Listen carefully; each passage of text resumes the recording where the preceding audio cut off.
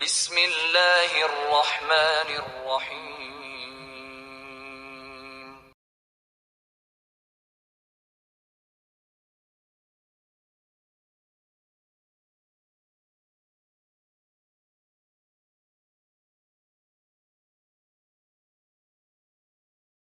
Sehat, badan sehat, hati sehat, kantong sehat, dah selesai masalah.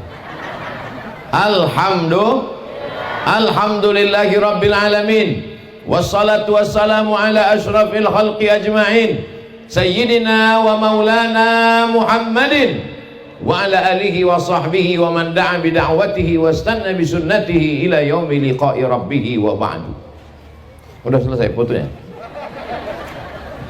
Mengapalah Ustadz tegak berdiri di sini? Banyak alasannya. Biar mudah turun dekat tangga. Kalau saya tegak di sana, ada Ustadz Zulfikar Hajar, kakak kelas kami senior atas jauh waktu di Mesir. Kalau saya tegak di tengah, ada pula Kiai Haji Al-Mukarram Al-Ustadz Muhammad Ja'far Shaghir, Direktur Mudir Ma'had Pesantren Al-Munziri. Kalau saya tegak di sini, ada pula guru saya tahun 1990. Saya mengaji 30 tahun yang lalu, berulang alik dari Sungai Sekambing ke Mabar, ke rumah Ustadz Fadlan Zainuddin yang mengaji tadi. Maka saya carilah tempat yang saya membelakangi panitia. Ini semua mesti dijelaskan nih sekarang, karena memang kita ini sedang dipantau.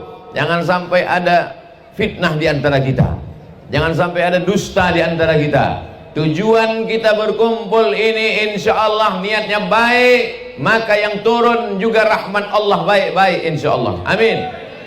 Tak ada niat tak baik, betul?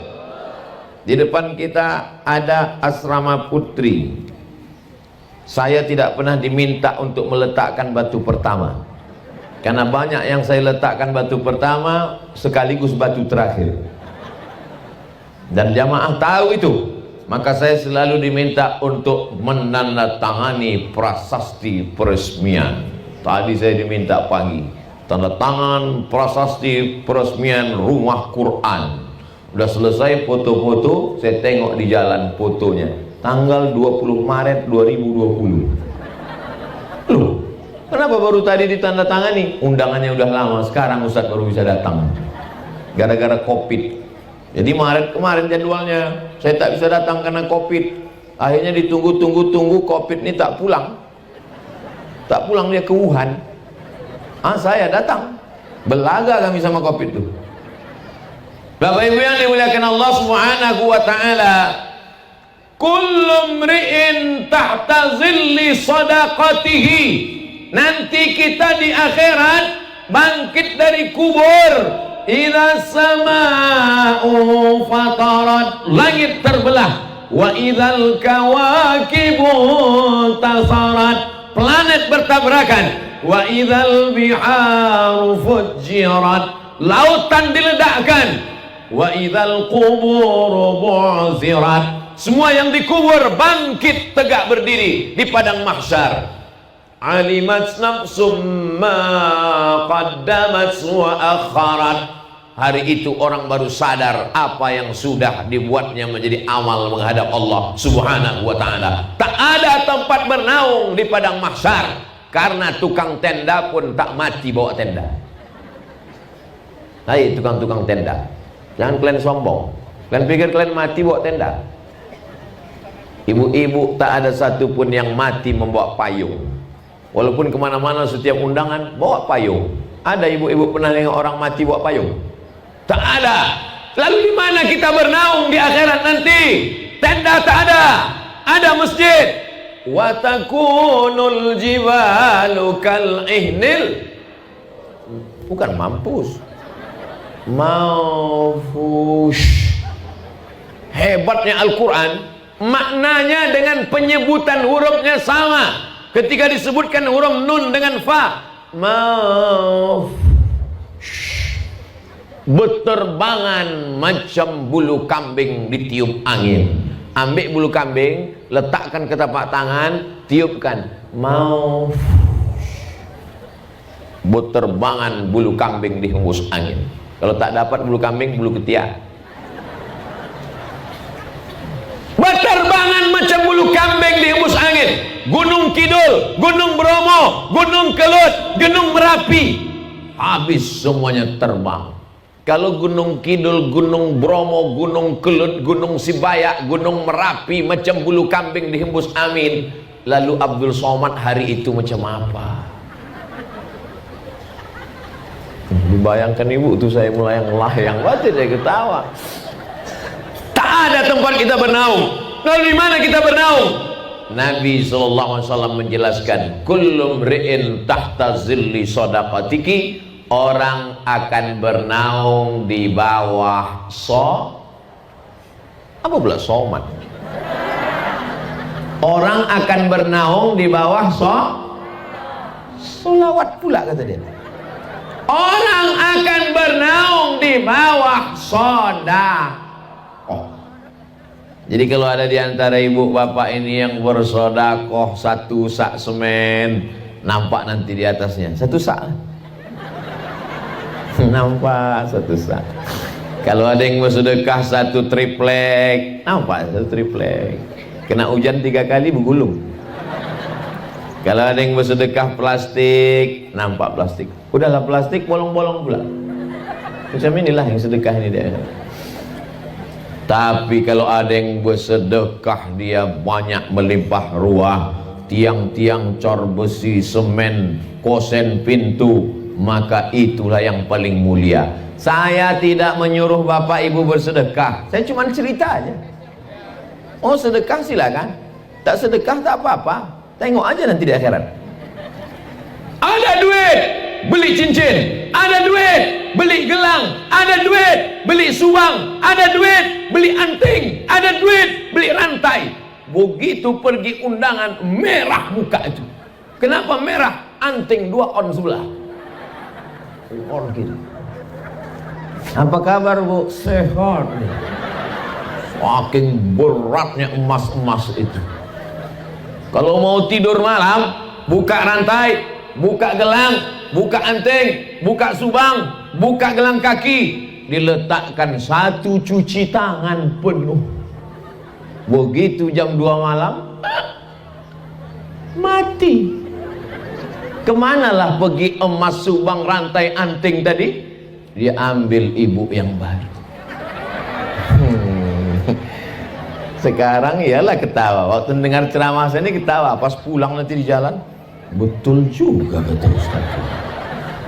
Betul juga kata saya. Bukan mau merusak kemesraan ibu sama bapak, enggak. Jangan gara-gara cerita saya ini nanti sore maghrib bapak tuh minta, Adinda mana teh manis abang, buat aja sendiri.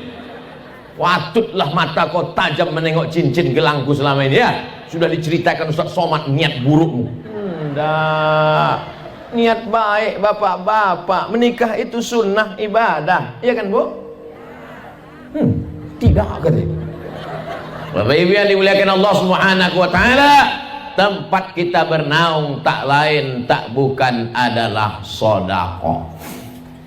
Ada yang tenggelam karena keringatnya sampai mata kaki, ada yang tenggelam sampai ke lutut, ada yang tenggelam sampai ke pinggang, ada yang tenggelam sampai ke dada, ada yang tenggelam sampai ke leher, ada yang tenggelam sampai ke kepala, menghadap mereka kepada Nabi Adam alaihissalam. Wahai Adam, kami tak tahan menunggu di padang mahsyar, panas, tolonglah menghadap kepada Allah supaya diputuskan pengadilan ini. Aku tak sanggup, kata Adam. Tolonglah Adam. Kata Adam, aku tak sanggup. Kenapa Adam? Dulu Allah melarang aku makan buah kuldi. La taqraba hadhihi syajarah, jangan kau dekati pokok ini. Allah melarang aku mendekati pokok kuldi. Bukan ku dekati, ku makan buahnya. Malu aku menghadap Allah. Minta mereka menghadap Adam. Adam tak sanggup menghadap Allah. Datang mereka menghadap Nuh. Wahai Nabi Nuh, tolonglah menghadap kepada Allah. Kata Nabi Nuh, anak kandungku ku ajak naik sampan. Ya bunayya rkam ma'ana. wahai anakku, buah hati belayan jiwa, marilah naik ke sampan ayah nak. Apa jawab Kan'an nama anaknya? Ada anak ibu nama Kan'an? Kalau ada ganti Abdul Somad. Apa jawab Kan'an? Sa'awi ila jabali asimuni minal ma. Aku akan naik ke atas bukit yang bisa menyelamatkan aku dari air banjir bandang. Banjir 40 hari 40 malam. Disangkanya macam banjir Sungai Deli. Tenggelam semua alam semesta. Naik air ke atas bukit. Tenggelamlah Kan'an, anak durhaka, anak Nabi Nuh alaihissalam. Tak sanggup aku menghadap Allah. Datang mereka menghadap kepada Nabi Musa alaihissalam.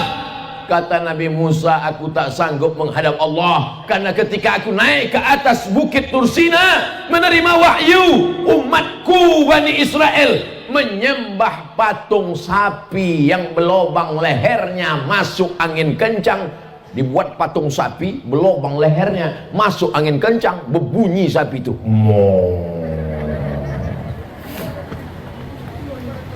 Datang mereka menghadap kepada Nabi Isa. Wahai Nabi Isa, mintalah kepada Allah supaya diputuskan pengadilan. Kata Nabi Isa, aku tak sanggup menghadap Allah karena mereka buatkan patungku dan mereka sembah aku. Aku malu menghadap Allah. Akhirnya mereka menghadap kepada Sayyidina wa Maulana Muhammad sallallahu alaihi. Makanya umat Nabi Ibrahim, umat Nabi Nuh, umat Nabi Musa, umat Nabi Isa ingin menjadi umat Nabi Muhammad sallallahu alaihi wasallam. Badannya paling kecil, umurnya paling pendek, amalnya paling sedikit, badannya paling ringan, tak sampai 50 kilo. Yang Abdul Somad, yang lain lebih. Tapi dia lebih dulu masuk surga daripada umat-umat yang lain. Kenapa? Karena inilah yang berani menghadap Allah Subhanahu wa ta'ala. Karena tak ada cacatnya, tak ada kurangnya, tak ada buruknya, tak ada jeleknya. Allah pun berakhlak kepada dia.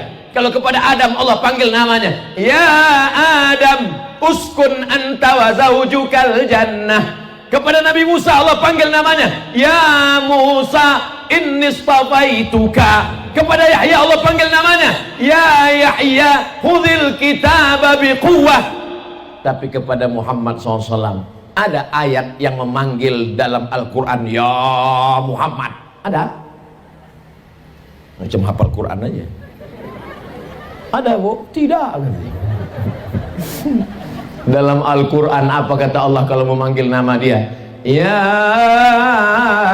ayyuhan nabi jahidil kuffar, ya ayyuhan rasul balligh ma unzila ilaika min rabbik. Allah tak pernah memanggilnya ya Muhammad, maka kita pun beradab kepada dia. Tak kita sebut Muhammad, tapi kita panggil dia Sayyidina wa Maulana wa Syafi'ina wa Zuhrina Muhammad sallallahu alaihi wasallam. Ustadz ini marah atau cuma? Enggak, kalian macam baru kenal aja. Tadi dulu memang beginilah setelannya. Jadi tak bisa, mikrofonnya pula mantap. Hebat sound system pesantren Al-Munziri ini. Sudah pakai selimut pun keras juga suaranya. Kadang di tempat-tempat lain hebat, besar. Pas ceramah kita, assalamualaikum. Di Al-Munziri udah bekucung, tinggal sholat jenazah aja lagi.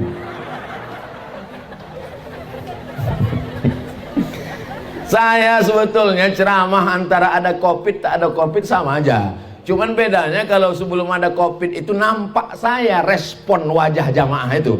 Entah dia sedih, entah dia senyum, nampak. Ini tak tahu kita, entah senyum, entah ketawa. Tiba-tiba keluar aja suara. Bapak Ibu yang dimuliakan Allah Subhanahu wa taala. Jadi kalau mau selamat selama menunggu di padang mahsyar, yang bisa menjaga kita, yang bisa menaungi kita, yang bisa melindungi kita hanya satu, sodakoh. La ilaha illallah. Dialih-alihkan juga lagi sholat, kata dia. Payah betul lah cerita sodakoh. Biasanya saya kalau udah ceramah tentang sodakoh ini biasanya keluar kota. biasanya keluar keranjang. Hebatnya di pesantren Al-Munziri, kotak tak keluar, keranjang pun tak keluar. Rupanya di sini tak main lagi masuk duit, semuanya pakai transfer banking ke nomor berikut. Mantap. Nomor pun tak ada. Wah, hebat betul. Buka Play Store Pesantren Al-Munziri, klik ke nomor sumbangan asrama putri, enter nomor rekening, klik OK. Begitu diklik, menangislah ibu tadi. Kenapa ibu menangis, Bu? Harus sedih karena asrama itu akan mengalir pahalanya ke makam ibu. Bukan, Pak Ustaz. Jadi kenapa ibu menangis? Salah ketik nolnya banyak kan?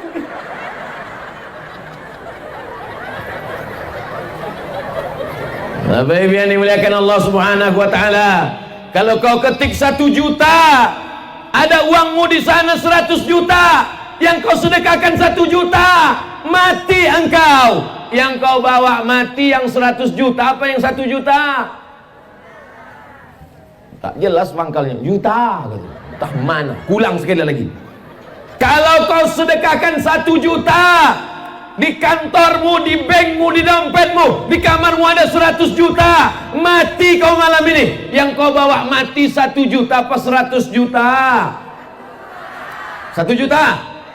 Masukkan 1 juta.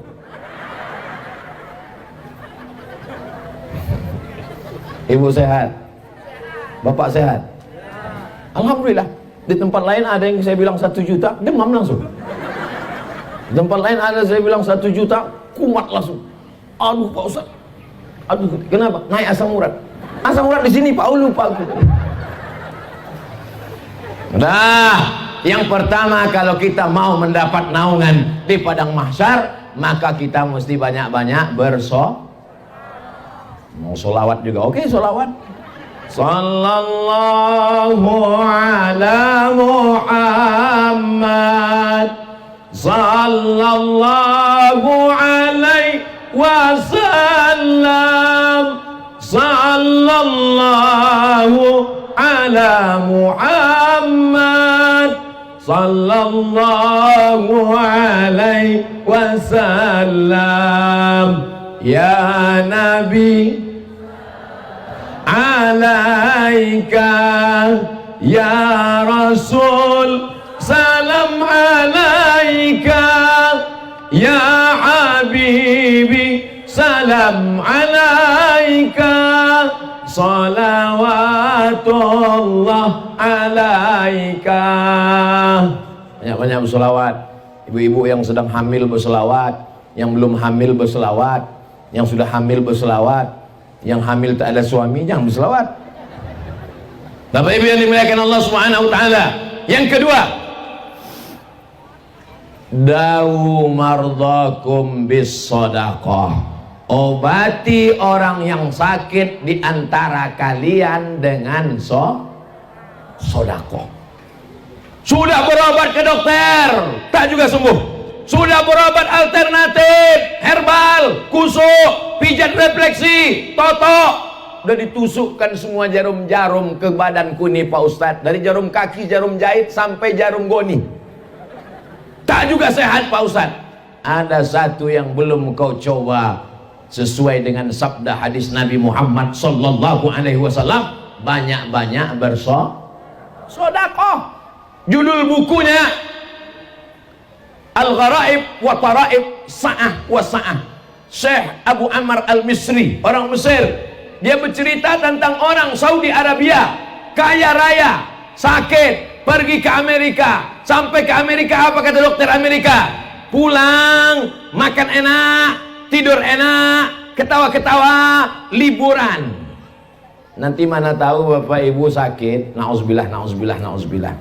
Mana tahu sakit, pergi ke rumah sakit Pirngadi, lalu kata dokter, ibu pulang ke rumah, makan enak, tidur enak, ketawa-ketawa. Itu artinya malaikat maut sudah 1,5 inci. Tak ada obatnya. Pulang, tidur, makan, ketawa bersama keluarga, nikmati hidup. Obatnya tak ada, menunggu mati. Mimda tema taya bawa Berarti masih banyak yang ngajinya pakai kaidah Baghdadiyah. Yang tahu Mimda Tema Taya Bawati itu yang seumur-umur saya, yang umur-umur 23 nih. Kalau anak-anak zaman sekarang mana dia tahu? Anak sekarang ngaji tak pakai kaidah Baghdadiyah, ngajinya pakai Iqra, a bataba batata batasa balari. Yang berlari anak soleh insyaallah, mantap, amin. Bapak Ibu yang dimuliakan Allah Subhanahu wa taala, akhirnya orang sakit dari Saudi Arabia pergi berobat ke Amerika. Kata dokter Amerika tak ada obatnya, pulang saja. Baliklah dia ke Jeddah. Sampai di Jeddah dia bersedekah, sedekah. Setelah itu tak berapa lama dia pergi lagi ke Amerika, medical check up terakhir, diperiksa sama dokter Amerika, dicek dari mulai urat ubun-ubun sampai kaki kepala. Dokter heran, kau berobat di mana? Kau makan herbal apa? Kau pakai alternatif apa? Kata dia, aku tak ada pakai apa-apa, yang ku pakai sabda Nabi Muhammad sallallahu alaihi wasallam, dawu mardakum bis sadaqah, banyak-banyak bersedekah. Orang yang tak bertuhan, ateis, kafir, munafik, murtad, apa hubungan sedekah dengan penyakit, guys? Lagi kita yang beriman, yang percaya kepada Allah, mudah saja. Penyakit datang dari mana? Dari Allah. Kesembuhan datang dari mana? Apa pula dokter spesialis? Huwaddarru huwannafi'u, Allah yang mendatangkan mudarat, Allah yang mendatangkan manfaat, Allah yang menolak mudarat. Iyamsaskallahu bidurrin fala kashifa lahu illahu. Kalau Allah mau mudaratkan engkau, tak ada yang bisa menyehatkan engkau. Tapi kalau Allah mau menyehatkan engkau, tak ada satupun yang bisa memudaratkan engkau. Itulah iman, itulah akidah, itulah ahlussunnah wal jamaah, itulah makna la ilaha. Begitu. Kenapa Ustaz berapi-api nih? Kepanasan. Maka digulung baju ini dulu. Emang baju baru ini panas bawaannya.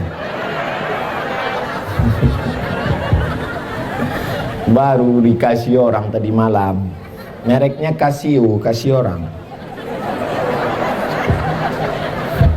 Baju dikasih orang, sorban dikasih orang, cincin dikasih orang, nyawa pun dikasih Allah. Kalau mau, kapan dia mau dia cabut, betul?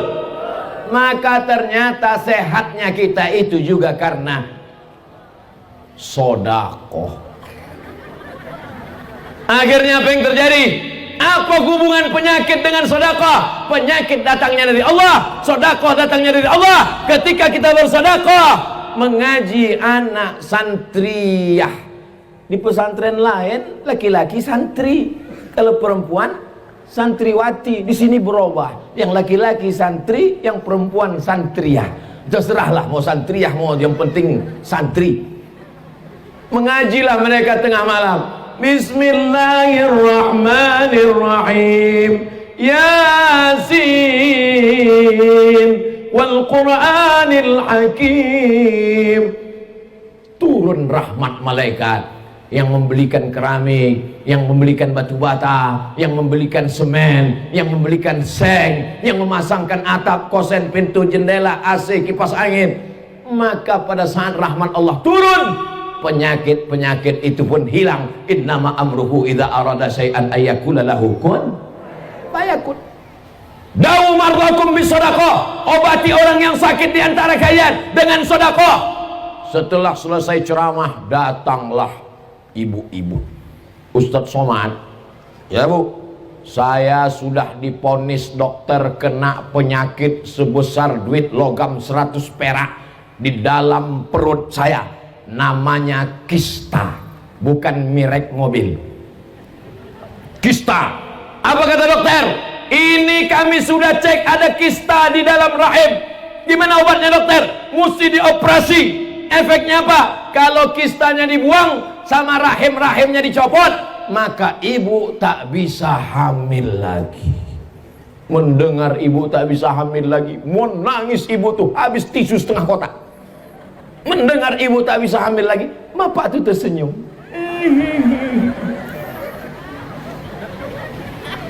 Bapak jangan senyum kali Pak, ibu ini mengintai. Untung pakai masker, diselamatkan masker. Akhirnya ibu ini tahu tentang hadis Nabi, da'u mardakum bisadaqah, obati orang yang sakit dengan sedekah. Dia pun bersedekah, diundangnya anak yatim, pergi dia ke panti jompo, datang dia ke panti asuhan, pergi dia ke pesantren, dibayarkannya uang anak sekolah duafa yang tak sanggup, ditengoknya pembebasan tanah. Berapa harga tanah? 500.000, saya 10 meter, berapa saya yang kurang, ditambahnya. Setelah itu cek lagi ke rumah sakit, dokter tuh heran, ibu makan apa? Makan nasi pakai ayam penyet, ayam patah, ayam sungsang, ayam mati, ayam hutan, ayam pop. Apa masalahnya? Rupanya kista yang sebesar duit logam itu mengkerut, mengecil, hilang. Jadi gimana dok? Tidak jadi operasi karena kistanya sudah hilang. Selamat, ibu tak jadi operasi dan bisa hamil lagi. Ibu tuh tersenyum, bapak tuh pula menangis.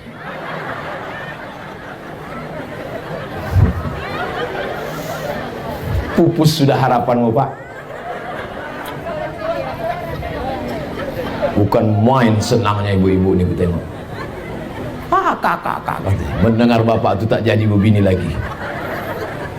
Kisah nyata, true story. Nanti kalau ke Pekanbaru bisa kutunjukkan sama orangnya. Cuman sekarang tak bisa kusebutkan nomor handphonenya, menjaga kode etik jurnalistik. Nana tahu ada ibu-ibu yang kena penyakit kista, nauzubillah, mudah-mudahan semuanya sehat insyaallah, amin. Datanglah orang kena penyakit lutut bernanah, sudah 7 tahun tak kering-kering, dikusuk tak kering, makan obat tak kering, bernanah saja lutut itu. Datang kepada rumah Imam Abdurrahman Ibnu Mahdi ahli hadis. Hai Imam Abdurrahman Ibnu Mahdi, ya ini lututku bernanah sudah 7 tahun tak kering-kering, apa obatnya?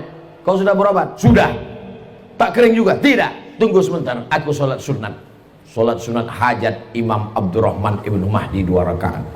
Selesai itu kata dia, kau pulang buat sumur.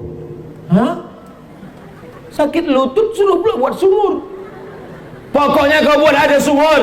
Pulang dia ke rumah, dicarinya kampung yang tak ada air, dibuatkannya sumur. Orang fakir miskin, anak yatim tuh apa kehausan, kelaparan, datang mengambil air sumur, minum, mandi, sholat. Setelah tak lama kering lututnya. Apa hubungan lutut bernanah dengan sumur yang diminum orang? Rupanya sodakoh air minum membuat orang bisa sholat, bisa wudhu, bisa mandi, bisa makan, bisa minum. Maka turun rahmat Allah, sembuh segala penyakit. Maka kalau ada bapak ibu yang bernanah, mau lutut, telinga, hidung, kepala bernanah.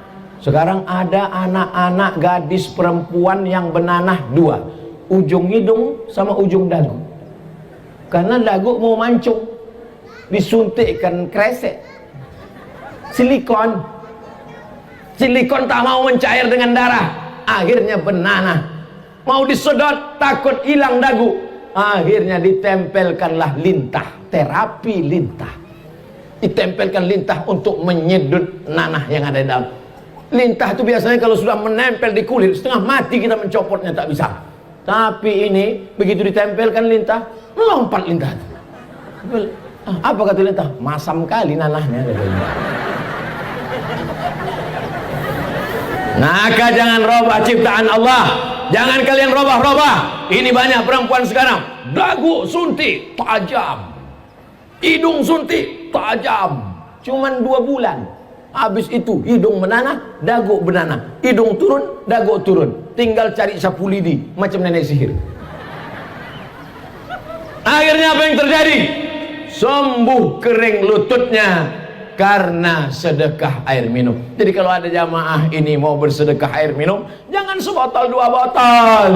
Datang ke pesantren Al-Munziri, temui Kiai Haji Al-Ustadz Haji Muhammad Ja'far Shagir, tanya berapa sumur bor yang perlu dibangun tak kering-kering, hidupkan sampai hari kiamat tak kering-kering, mengalirlah pahalanya. Boleh saya niatkan untuk almarhumah omak saya Pak Ustadz? Mantap.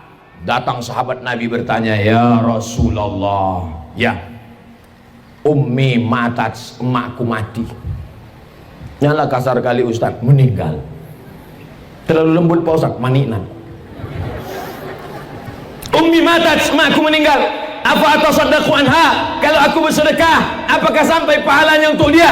Kata Nabi, tasaddaq, bersedekahlah engkau, pahalanya sampai untuk dia. Ayyus sadaqatu afdal? Apa sedekah yang paling afdal? Saqiyul ma, memberi air minum. Maka bersedekahlah sumur bor. Saya mohon maaf Pak Kiai, saya tak tanya ini santrinya berapa, kamar mandinya berapa. Tapi saya pernah ceramah di salah satu daerah, santrinya 1000, kamar mandinya 10. Bayangkan itu, perang yang paling sulit, ngantri panjang, kemana mau diletupkan bom atom ini. Belum sempat kami cerita panjang lebar sama Pak Kiai tadi. Mestinya kita ukur standar kamar mandi berapa, sumur bornya berapa, layak apa tak layak. Itulah yang akan menolong kita di hadapan Allah Subhanahu wa ta'ala. Betul apa salah?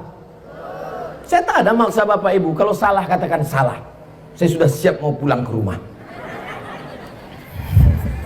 Bapak Ibu yang dimuliakan Allah Subhanahu wa ta'ala, yang pertama, sedekah menjadi atap naungan di akhirat.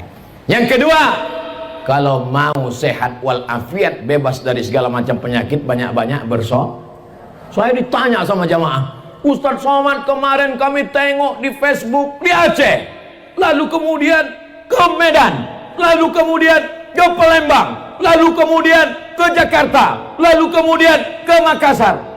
Kenapa Ustadz sehat terus Pak Ustadz? Apa yang Ustadz minum? Teh manis. Makanannya nasi lemak. Tak ada tambahan suplemen-suplemen. Nggak ada, Beb. Jadi kenapa Ustadz sehat? Sehat saya karena didoakan jamaah. Berjuta-juta jamaah yang mendoakan saya. Di Instagram aja 4, berapa itu sekarang?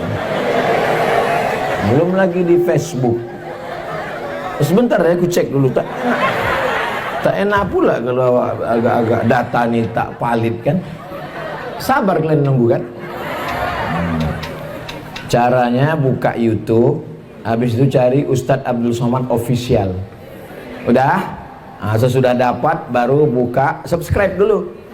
Nah, sudah itu baru cari tentang. Nah, di ujung tuh tentang. Nah, sudah tentang baru tengok. Channel ini dibuka tahun 2019, sudah ditonton sebanyak 75 juta orang.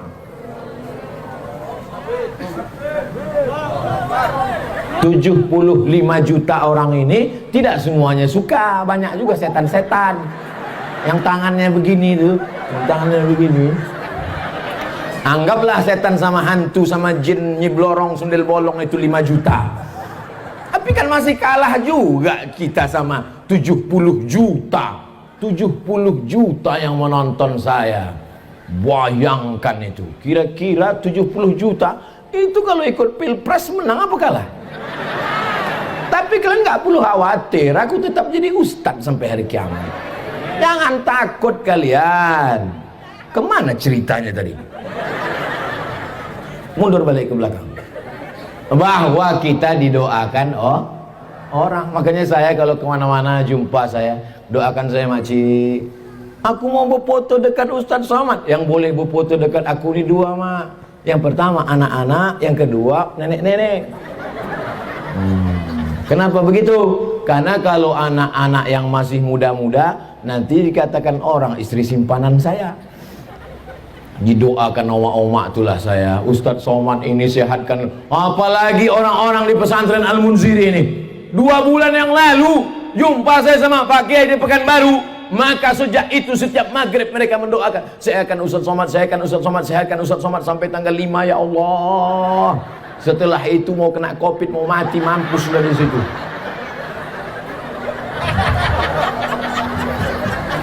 Orang Al-Munziri ini ikhlas-ikhlas, suci-suci hatinya. Doakannya Ustadz Abdul Somad, alhamdulillah sehat walafiat. Kalau tiba-tiba nanti sakit, sakit bukan laknat, sakit bukan kutukan. Ma yusibul mu'min min nasabin wala wasabin wala saqamin wala syaukin. Demam, sakit. sampai duri yang menusuk tapak kaki, sesungguhnya Allah ingin menghapuskan silap salah dan dosa-dosa kita. Makanya kalau ada tetangga, kawan, sahabat kita sakit, si anu kemana? Sakit, mudah-mudahan diampunkan Allah dosanya ya. Begitu. Si anu kemana? Sakit, mampus di situ. Astaghfirullah, astaghfirullah, Rabbal baraya, astaghfirullah minal khataya, Rabbi zidni ilman nafi'a wa wafiqni amalan salihah. Saya sesungguhnya saya ceramah ini agak kurang konsentrasi saya. Seringkali apa yang mau saya sampaikan itu lupa saya bahan. Karena asal tertengok saya ke sana kantin. Asal kantin terbayang saya bakwan nasihat. Saya memang tak bisa saya kalau ada makan. Tapi saya tetap berusaha untuk fokus. Bahwa yang pertama yang menolong kita di padang mahsyar, yang menjadi atap pelindung kita supaya selamat dari padang mahsyar adalah sedekah. Yang kedua, yang sakit berobat, berusaha, berikhtiar dengan sedekah. Yang ketiga, sampai berapa nih Pak Ustadz? Biasanya saya ceramah itu saya tengok jamaah. Kalau udah nampak saya ada 2-3 orang menguap, berhenti saya. Cuman sejak COVID ini tak tahu kita dia entah menguap entah tidak. Tak nampak. Mana nampak? Nampak, entah menguap, entah senyum, entah apa. Mata aja begini-gini.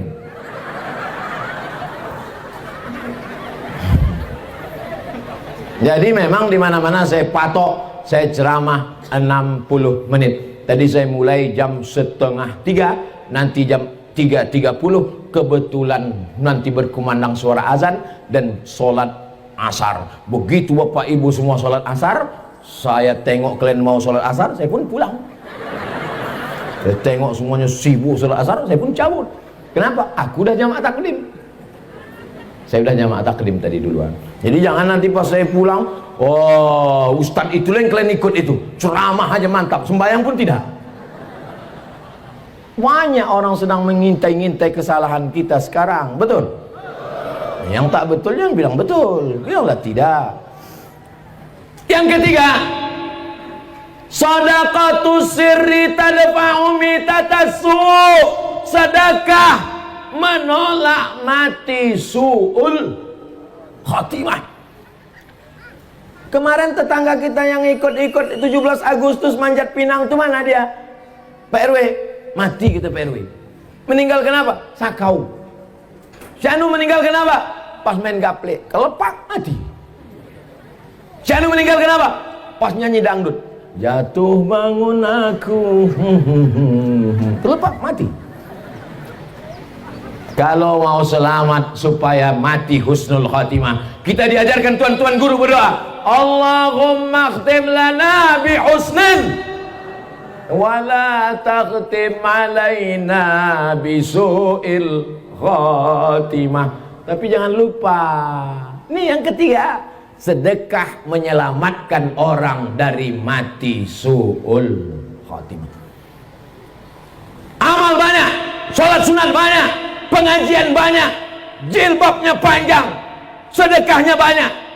Tapi ternyata kalau riya, kalau angkuh, kalau sombong, tak selamat dari mati su'ul khatimah. Apa yang bisa menyelamatkan dari su'ul khatimah? Kata Nabi, shadaqatus sirri tadfa'u mitatasu'i. Banyak-banyak bersedekah diam-diam, maka itu akan menyelamatkan dari mati su'ul khatimah. Anak muda meninggal di samping Ka'bah, di belakang makam Ibrahim, dalam keadaan pakaian ihram, di dalam Masjidil Haram, di sujud terakhir, dalam keadaan berwudu, di dalam sholat. Tak ada mati yang lebih indah daripada mati dalam Masjidil Haram, di belakang makam Ibrahim, dalam keadaan berwudu, dalam sholat, sedang pakaian ihram, di sujud terakhir. Indah. Anak muda, bukan alim ulama. Selesai dia dibawa ke keluarganya, datanglah orang bertanya kepada emaknya, anak ibu ini bu? Iya. Apa amalannya bu? Ulama dia? Tidak. Dia kerja kantor biasa. Jadi kenapa dia matinya indah betul? Aku pun tak tahu entah apa amalannya. 2-3 hari setelah kematian, datanglah perempuan membawa anak-anak. Kamu siapa? Aku perempuan. Iya, aku tahu aku kau perempuan. Ya kau siapa? Ini anak-anakku. Terus anak ibu ini setiap awal bulan datang ke rumah kami, diam-diam membawa gajinya, dikasihnya 1/3 gajinya untuk anak yatim. Terkejutlah ibu, terkejut semua tetangga jemaah. Kenapa dikasih Allah dia husnul khatimah? Karena sodako. Makanya nanti ibu, mana tahu suami ibu meninggal, 2-3 hari sesudah itu datanglah janda membawa anak. Itulah tanda husnul. Oh, tak ada yang mau mengaku. Sedekah ini luar biasa Bapak Ibu. Kawan saya dalam keadaan kesulitan, datang dia ke tempat Pak Kiai. Pak Kiai, aku hidupku sedang sempit, aku dalam keadaan susah, aku dalam stres, aku depresi. Kau cari kampung, terus kau cari warung di kampung itu, terus cari yang catatan utang orang paling banyak di situ, sampai malu jumpa beli minyak lampu, malu jumpa beli beras, malu jumpa beli sabun karena utang begitu banyak. Terus bayarkan diam-diam, maka Allah lepaskan segala kesulitanmu. Wallahu fi aunil abdi maka nal abdu fi auni akhih. Allah akan menolong seorang hamba selama hambanya itu mau menolong saudaranya. Jadi masalah menolong orang dengan sedekah ini Bapak Ibu luar biasa. Makanya orang-orang mati itu kalau sudah mati masuk ke liang lahat, dikubur, ditanya Allah Ta'ala, hai mayat, mau kalian hidup lagi? Apa kata mayat-mayat itu menjawab, laula akhartani ila ajalin qarib. Macam film hantu, ada suara soundtracknya.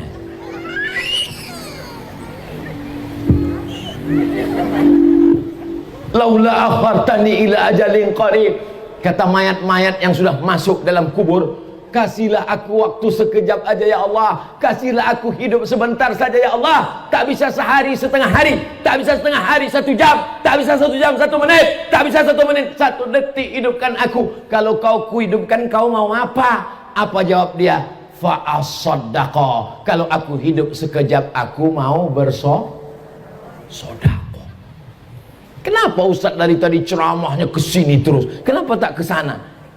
Mereka tuh tak ada duit. Duit mereka dipegang ini semua. Aku tak ada gunanya aku ceramah ke pinggir sana. Bersedekahlah kalian, bersedekah. Ujung-ujungnya pasti dia nanya, Ma, boleh ya? Gitu. Bagus aku langsung aja kan. Setuju kan Pak? Ah, menang kok. Betul Pak Ustaz. Lepas aku dah gitu. Lepas aku dah gitu. Memang yang cari duit, pergi pagi pulang petang, peras keringat banting tulang, tunggang langgang lintang pukang, itulah orangnya. Tengoklah wajah-wajah yang penuh penderitaan itu. Itulah orang yang pergi sampai kepala jadi kaki, kaki jadi kepala, tapi tak megang duit. Asal mau pergi, nah dompet di sini. Ini kau pergi ya. Kau nyampe banyak megang, nanti berbini kalau sekali lagi.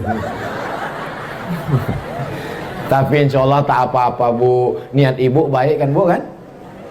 Mengaku pula. Mudah-mudahan duit bapak kalau dipegang ibu ini tak hilang. Kalau lah ibu-ibu begini yang megang duit bapak, jilbabnya panjang, rajin pengajian, tak akan dibelikannya duit bapak itu gelang tangan, gelang kaki. Paling-paling dibelikannya emas batangan. Ibu-ibu yang suka shopping ke mall, ada ibu-ibu nih ke mall sehari 3 kali macam makan obat. Pagi jam 8 dia pergi ke mall, kata security jam 10 baru buka Bu, ditahannya tegak di pintu. Pagi ke mall, siang ke mall, malam ke mall, cincin 3 kiri 3 kanan. Kalau mau beli kangkung nunjuk berapa ya. Kalau belanja di mall 100.000 angkat, 500.000 bungkus. Tapi kalau belanja ke pasar menawarnya mencekik. Berapa ikan ini setumpuk? 15.000, 2.000 setengah ya. Kalau di mall bukan main lagi kau tunjukkan kau yang kayanya. Sampai duit-duit tuh bersisa waktu bayar. Bu, ini ibu masih ada sisa uang lagi 10.000. Boleh kami donasikan? Ambillah, aku 10.000 tuh macam kutil aja. Tapi kalau menawar di warung tetangga sebelah, alhamdulillah, ibu-ibu yang macam itu tak ada di sini. Amin kata dia, berarti masih ada. Husnuzan, semuanya baik-baik insyaallah. Amin. Bapak Ibu yang dimuliakan Allah Subhanahu wa taala, siapa yang ceramah di pesantren Al-Munziri tadi? Abdul Somad. Abdul Somad yang mana? Mana ada Abdul Somad lain? Apa isi ceramah dia? Entah apa-apa, aku tak ingat lagi. Aku fokus sekali nengok baju baru dia itu, jadi tak ingat pula aku tahu. Kalau payah ngingat ceramah saya, tinggal kalian tonton aja di channel Ustadz Abdul Somad Official. Hasil setiap detik, setiap menit tontonan kalian itu, duitnya dibelikan beras untuk fakir miskin. Satu paket isinya beras 10 kilo, minyak 2 kilo, gula 1 kilo, teh 1 kotak, susu 1 kaleng, sarden 10 kaleng, satu paket 300.000 dibagikan ke fakir miskin, ke anak yatim dan du'afa. Jadi sekali menonton sesungguhnya dia sudah bersedekah. Tapi sedekah yang di Munziri juga jangan lupa. Yang tak bawa duit cash sekarang, besok pagi bawa sama koper-kopernya kemana. Assalamualaikum Ustadz Kiai Haji Muhammad Ja'far Shagir. Ya, mana semen batu bata, berapa lagi yang perlu kami bantu? Coba tengok data-datanya. Semen sekian sak, batu bata sekian sak, kosen. Ibu mau nolong? Enggak, mau nanya aja. Tolonglah. Siap ibu menolong? Mak, dari bunyinya tak yakin aku. Siap bapak menolong? Siap nih. Apalah gunanya orang siap tak berduit? Insyaallah. Al-mu'minuna wal mu'minat ba'duhum awliya'u ba'd. Laki-laki yang baik, perempuan yang baik, mereka saling tolong menolong. Anak-anak sekarang cabut dari sekolah pergi ke mall jalan-jalan, dari rumah pakai jilbab panjang, sampai di tengah jalan jilbab dikulung masuk tas, naik motor knalpotnya dipotong, cabut, minumannya disuntik pakai narkoba, begitu diminum mabuk, hilang kesadaran, melakukan perbuatan zina. Lagunya sudah ada, pulang-pulang berbadan dua. Yang ketahuan aku sih pula macam paham ini. LGBT, zina, virus HIV/AIDS, sakau, narkoba, tidak ada yang bisa menjaga anak-anak kita selain benteng pondok pesantren. Betul? Yang sudah mendaftarkan anaknya ke pesantren, alhamdulillah. Yang belum mendaftarkan anaknya, segera daftarkan ke pesantren Al-Munziri Medan, Sumatera Utara sebelum tanggal penutupan berikut ini, tahun ajaran 2021-2022. Potong, masukkan ke Instagram. Aku sudah habis tanggung jawab di dunia. Kalau ditanya Allah nanti di akhirat, kenapa anak si anu mabuk? Kenapa anak si anu sakau? Kenapa anak si anu pakai sabu-sabu? Bukan salahku ya Allah. Aku sudah sampaikan di mana-mana, sudah ku ceramahkan. Mereka lah yang tak mau mendengarkan ceramah. Tapi ibu-ibu yang ada di sini semua insya Allah selamat anaknya dunia akhirat. Amin.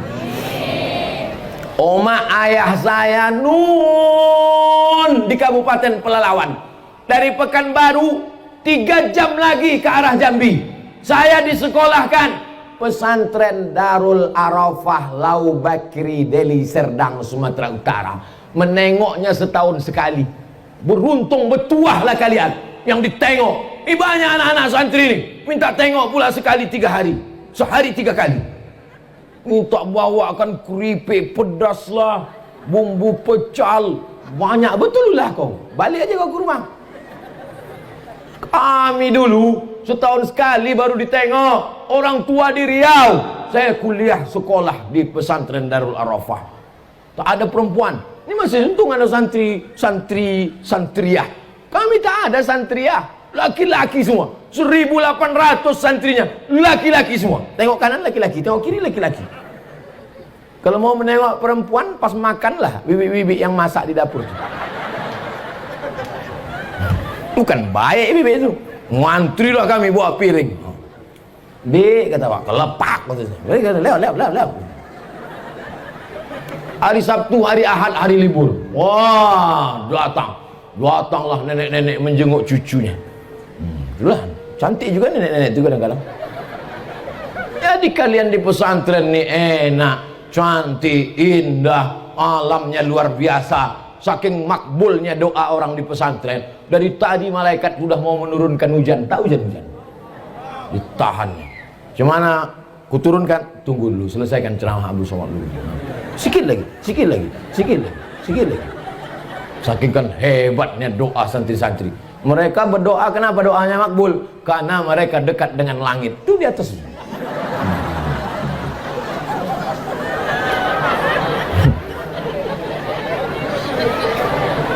Ustaz Somad jam 12 malam menelpon mak-mak. Ibu kenapa? Diganggu jin.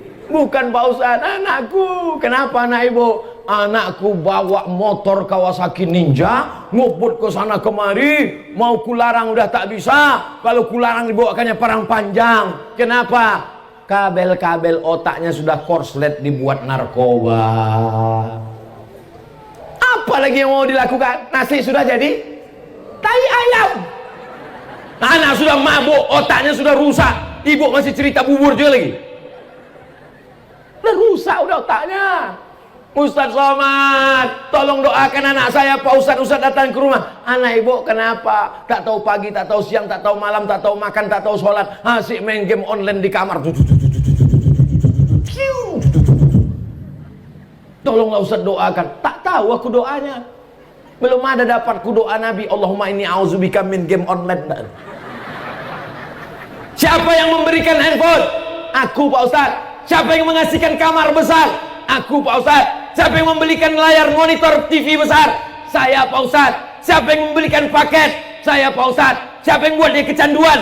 Saya Pak Ustaz. Sekarang dia udah kecanduan, siapa yang salah? Ustaz. Apa pula aku salah? Maka kalau anak kita mau selamat, tidak ada jalan lain, sekolahkan di pesan. Saya nih Bu, saya nih Pak, andai tak dimasukkan ke pesantren dulu, udah jadi hantu sekarang. Alhamdulillah, dimasukkan almarhumah mak nih saya ke pesantren, tinggalkannya. Begitu saya taman aliyah, dikirimnya ke Mesir, 4 tahun tak dikasihnya ongkos, tak balik-balik. Sampai temenung saya di tepi sungai Nil tuh. Sadis sekali ya.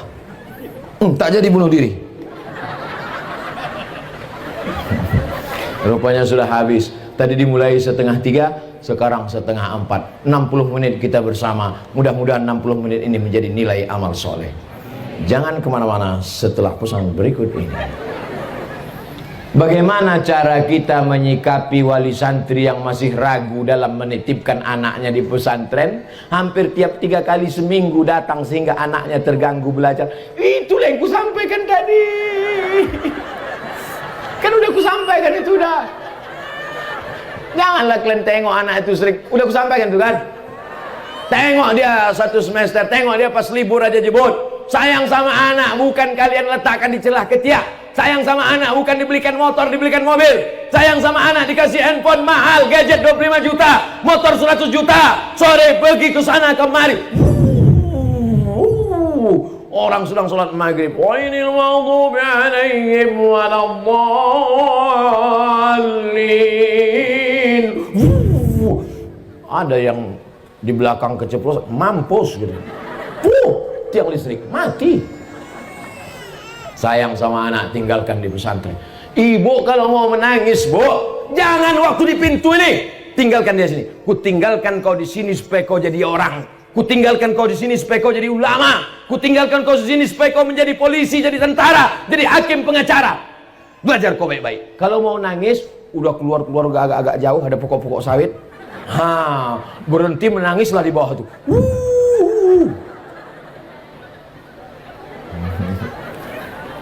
Iyalah, Ustadz ditinggalkan di pesantren, mungkin Ustadz adik-beradik ramai 12 orang, do re mi fa sol la si do re sol fa mi re do. Anak pertama, paling disayang. Adik-beradik cuma 2 orang. Bukan anak dibuang dicampak kan ini. Ini bukan bin kardus. Anak kesayangan. Tapi orang tua saya punya prinsip, kau mesti jadi orang, kau mesti sekolah. Maka saya yakin dan percaya ibu-ibu yang selama ini menangis pulang sampai menangis biji matanya sebesar telur angsa.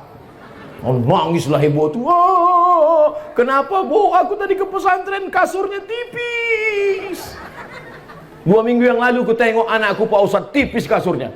Terus kemarin ku tengok yang tipis itu pun hilang pula. Datang si bapak menasehati, jangan kau menangis, lebih baik kau menangis sekarang daripada nanti kau menangis anakmu pecandu narkoba. Kuatkan semangatmu. Ngamuk pula ibu tuh. Enak aja kau marah. Aku yang mengandung dia 9 bulan 10 hari, aku yang menyusukan dia 2 tahun. Kau kan cuma datang sekali-sekali aja. Hancurlah dunia persilatan.